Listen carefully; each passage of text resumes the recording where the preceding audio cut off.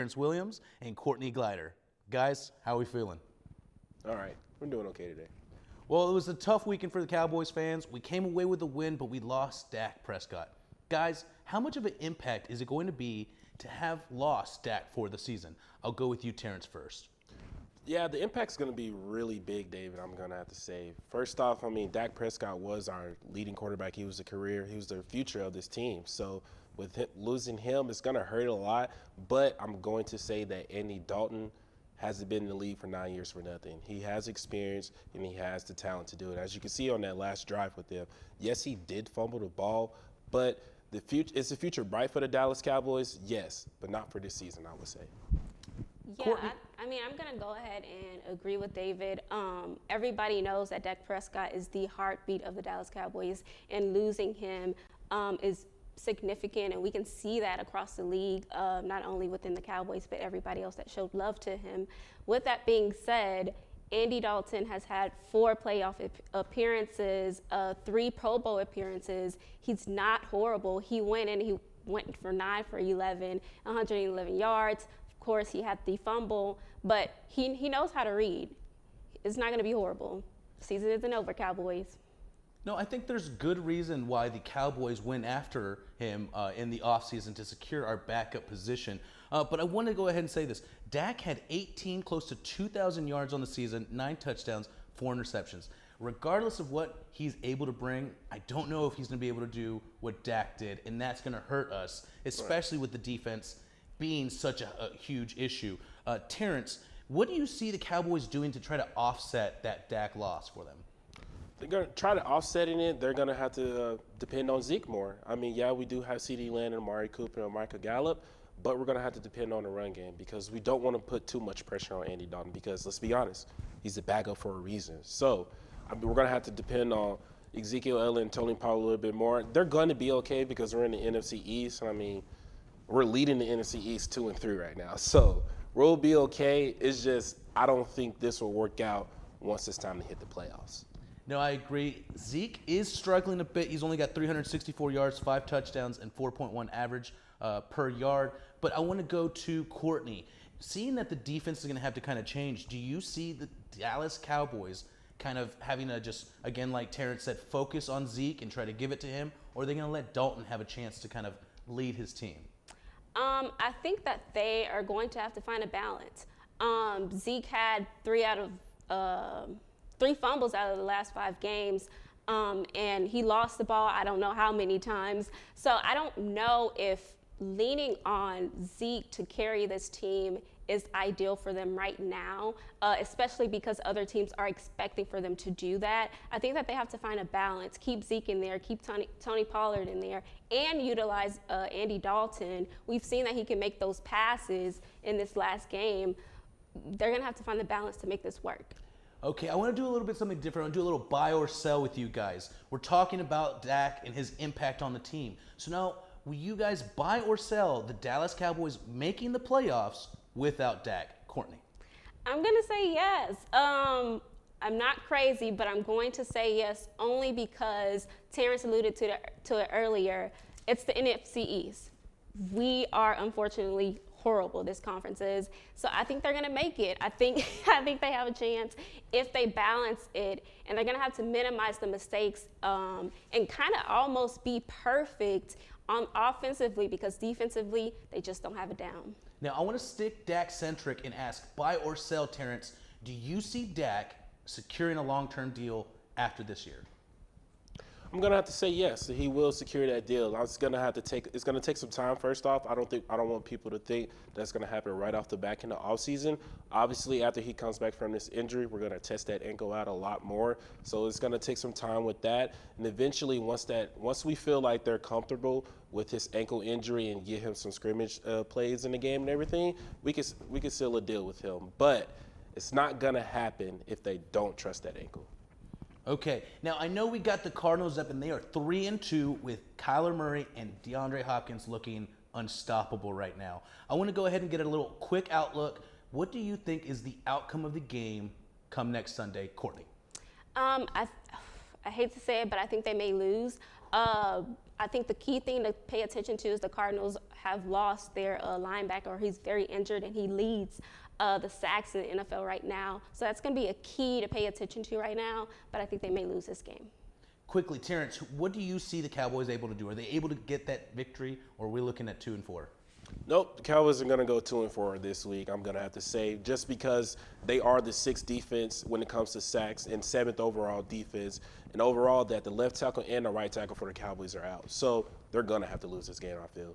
I'm a bit more optimistic, but thanks, guys. When we come back, we're going to break down the Mean Green's tough loss to Charlotte this Saturday and how we can save this season.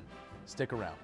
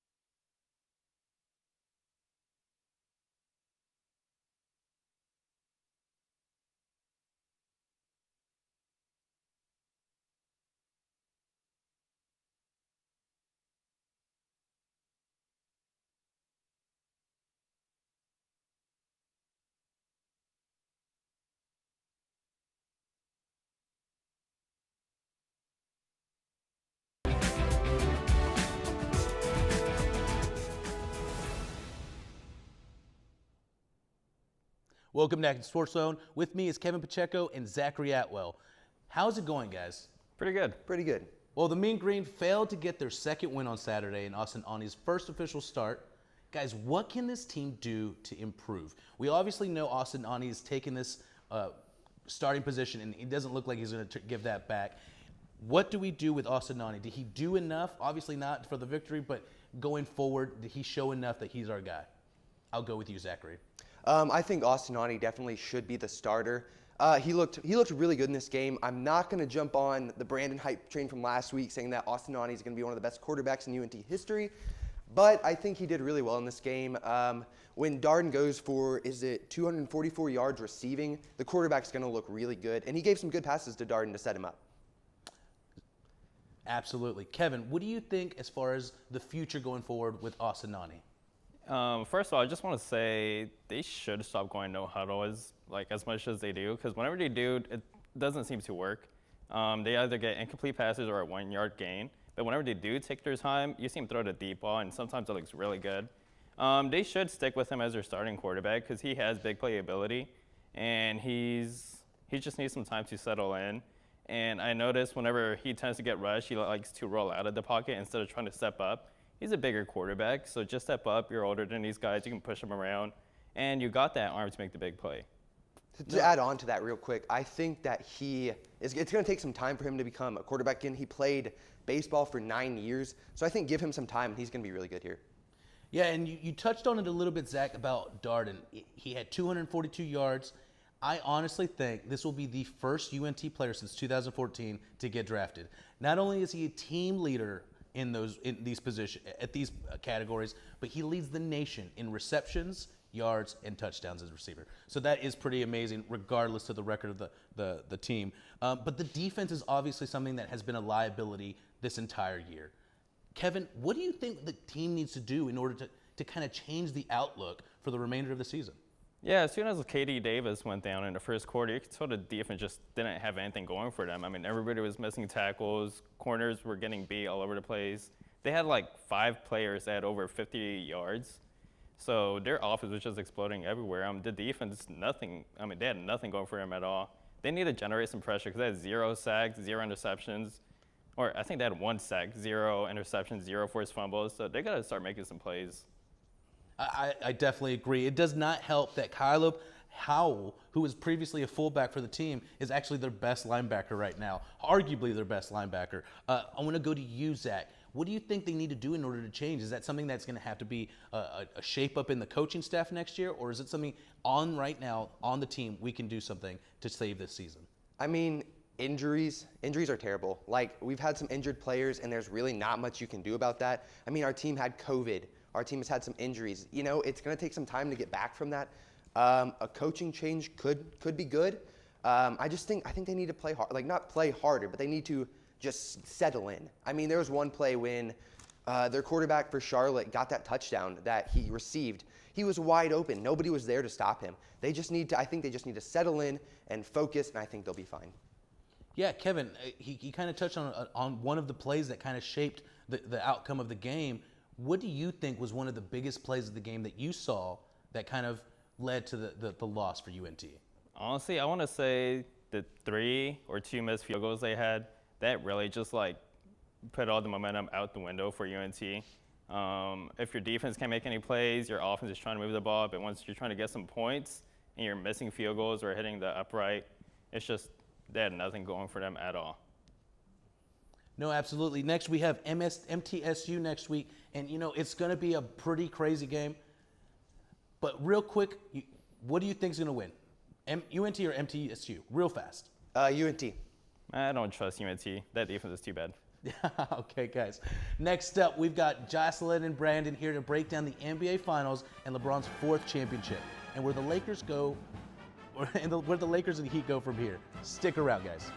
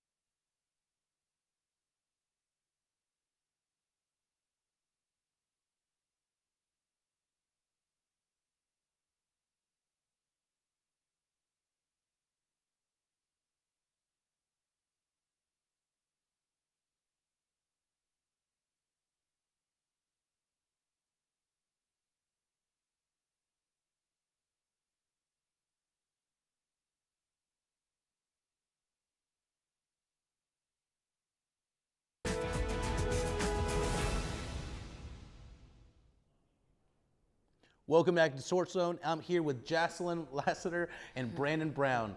Guys, we've got to talk the NBA. LeBron James and the Lakers took home the title on Sunday. Jocelyn, tell me about LeBron's legacy going forward, especially since you saw it not going this way at the beginning of the series.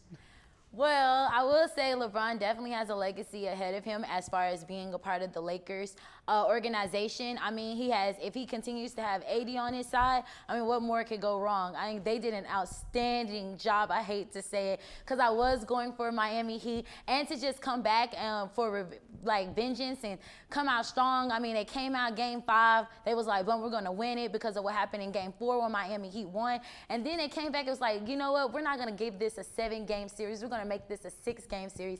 And they came out and did what they had to do. And as far as LeBron James, I mean, what can you say besides LeBron James? I mean, he went out there and did what he was supposed to do. I mean, being a leader of the team, going out there, giving pep talks. I mean, just pumping his team to be the best they can be in this finals. And I actually have to say, I loved it. But, yeah. Brandon, quickly, or not quickly, you can take as long as you need to, but LeBron James, I think, has surely solidified his position as one of the top 3, if not the top player in the NBA. What do you think about his legacy and how he can move forward with the Lakers? People got to stop disrespecting LeBron. You know, he's just one of the top 2 players in the NBA.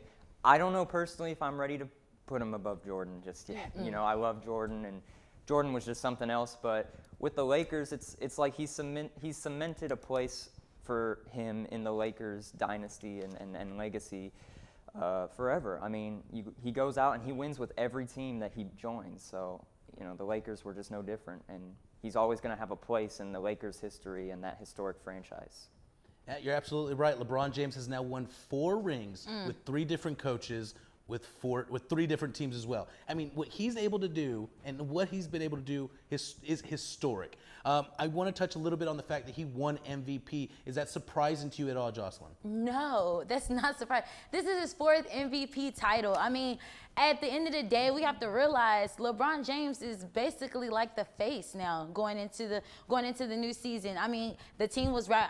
They basically put the team focused on LeBron James and basically just had the team surrounding him, build a team around him, like they done with the Cleveland Cavaliers when he came back from Miami Heat. I mean, it's not surprising. It was something I already knew from the jump. So, yeah.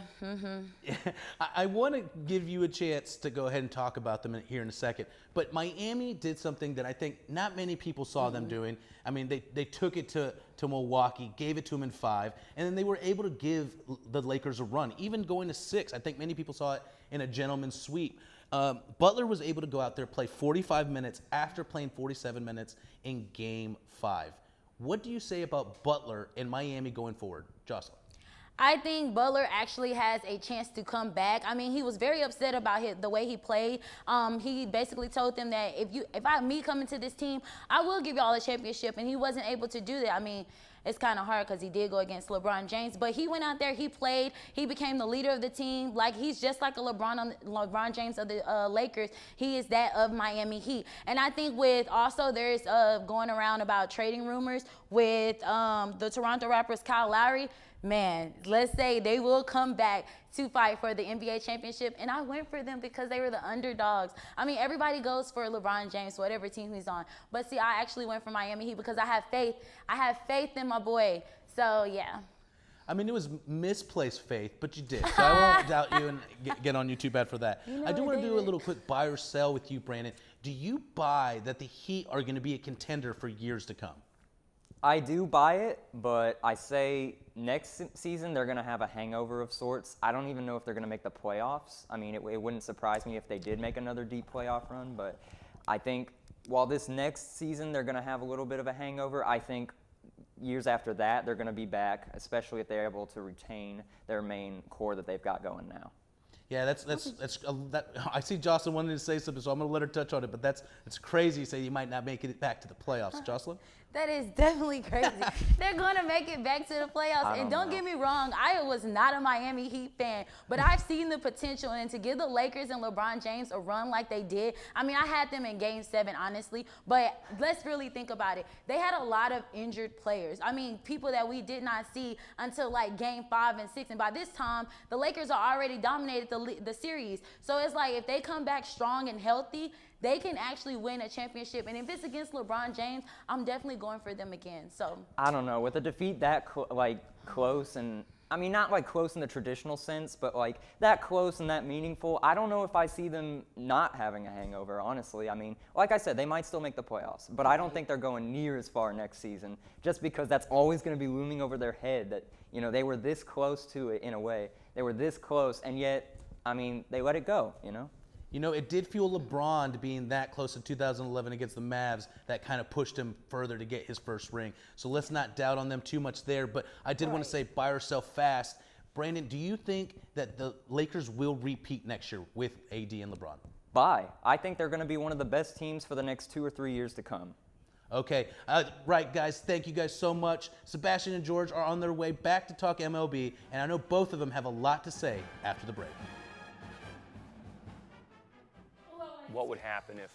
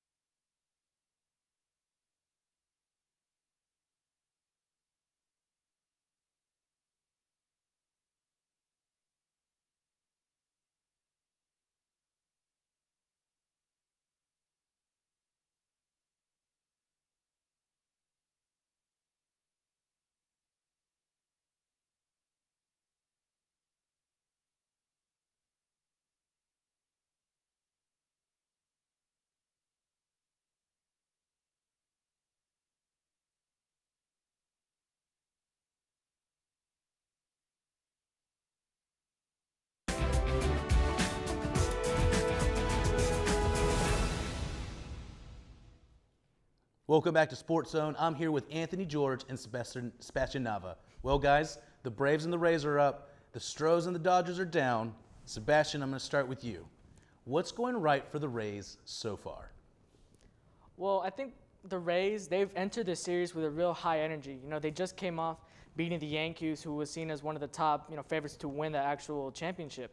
So, after you come off, you get a little bit of confidence, and that's really worked in their favor. They've pitched with intensity, and, they've come up with really clutch hits. And they're just really shutting down the Astros. They're lacking the energy that the Rays have. So if you really want to focus on what's going good for the Rays, they just have good energy around them. Yeah, I want to stick with the AL, and I think we both, I don't know if you guys are interested, but let's go just jump into the NL talk, because I have an issue with a couple people here. George, Yes. what happened to the Marlins? That was embarrassing. Okay, well, their talent wasn't good. Let's be straight here. It was a long shot. It would have been fun. It was a fun ride. I'm glad they made it. But look, the Braves are a good team. I'll give you that. Braves are a good team. Now let's see if they can actually face a real team. Look, they won last night. They had Fires had a really good start. Whatever. It's because if the Dodgers have a better relieving core, they win the game. Honestly, it was 1-1 down the stretch. Cunha wasn't playing well. Ozzie Albies wasn't hitting well. All of them were hitting well to the 8th inning when they got the bases loaded. Dodgers got out of it, but the Dodgers' main point is their relieving core is not good. Kenley Jansen's not what he used to be, but if the Braves can keep their starting pitching where it is and can get to their bullpen with a limited amount of runs, they can win this series. Look, sooner or later, the two of you are going to start showing the Braves some respect. Okay, but Sebastian, what does the Dodgers need to do in order to overcome the Braves this series? I feel like with the Dodgers, the reason why they lost last night falls more on Dave Roberts. Because we've seen Dave Roberts try to overmanage the game. We saw Graterol and Gonzalez. They only threw 10 pitches yesterday. You only get one and one out. So if Dave Roberts really needs to manage his bullpen better. So that's why when George talked about like bullpen, they need to work on like the bullpen core. It falls more on Dave Roberts for knowing how to use your pitchers. If you only use 10 pitches today, how's that going to affect them later on in the series if you need them? Yeah, but when your bullpen's trash, what do you expect it to do? Their bullpen is not good. Their bullpen's straight up trash. Okay, let's be real here. Their bullpen's the worst part of their game. They have a bunch of good starters. You're talking about Kershaw, Urias, and Walker Buehler, who still has blisters on his fingers, still had a really good start last night. But their bullpen is bad. They have to score runs to win. That's just straight up facts because you cannot trust your bullpen with how bad they've been playing. You just can't straight up trust them whatsoever. Okay, here. I'll give you this. Okay, Victor Gonzalez came in, right?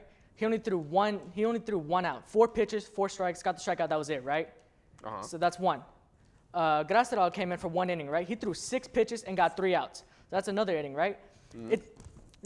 There is talent in that bullpen, so you can't just say they're trash. There is talent there. It just falls on Dave Roberts for managing it better. When you look at him through the season, their bullpen was not good. You can't look at 2 innings and say, well, yeah, they weren't bad. But Dave Roberts, you can tell he's overmanaging because he doesn't trust his bullpen. And why doesn't he trust his bullpen? Because they're not good. They're just straight up not good. Okay? You're going to have to rely on Mookie Betts and that Dodgers stacked lineup to get you wins. And that's it. That's it. You're relying on your offense. You signed Mookie Betts for one reason, and that was to win a championship already on this stacked team. Kyle Seager's back. He's looking good. You just have to straight up trust your offense because God knows Dave Roberts doesn't trust his defense. Listen, I see we're all saying what the Dodgers have to do in order to overcome the Braves. But let's start realizing the bullpen's not going to matter when the Braves' pitching rotation is keeping teams to 50-plus scoreless innings in the playoffs. It's as simple as that. They're undefeated in the playoffs this year because their pitching rotation is the best in the nation. Who have the Braves played? The Marlins, the Reds, the Dodgers. They held the Reds 13 innings, no runs, right? Yes. It does not matter who they're playing. The fact that they are MLB playoff teams and they're doing it to them speaks volumes about There's the a rotation. difference this year between ML playoff teams. I'll tell you that right now. MLB playoff teams, there's normally 5 teams in the playoffs for each conference, which is 10 teams total. There was 8 teams in the playoffs. The Reds should not have made it. The Marlins barely should have made it.